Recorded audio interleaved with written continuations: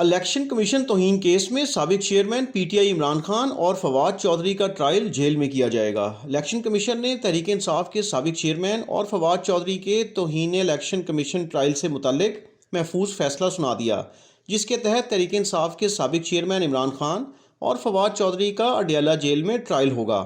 توہین election commission اور chief election commissioner case کی سماعت 13 دسمبر کو اڈیالہ جیل میں ہوگی۔ وزارت داخلہ نے عمران خان اور فواد چودھری کا ٹرائل جیل میں کرنے کی درخواست دی تھی۔ الیکشن کمیشن نے وزارت قانون کی رائے موصول ہونے پر فیصلہ محفوظ کیا تھا۔ الیکشن کمیشن نے وزارت داخلہ کو 2 روز میں انتظامات مکمل کر کے رپورٹ پیش کرنے کی ہدایت کی ہے۔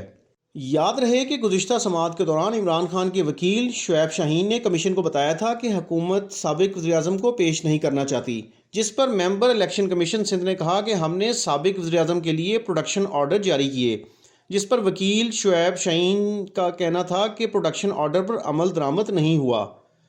ممبر الیکشن کمیشن بلوچستان کا کہنا تھا کہ پہلے آپ نہیں آتے تھے، اب وہ پیش نہیں کر رہے۔ سابق وزیراعظم کو اڈیالہ جیل سے لانے کا رسک ہم کیوں لیں؟ ہماری اپنی فورس ہوتی تو ہم بہت کچھ کرتے۔ الیکشن کمیشن نے بعد ازاں سماعت 6 دسمبر تک ملتوی کر دی تھی۔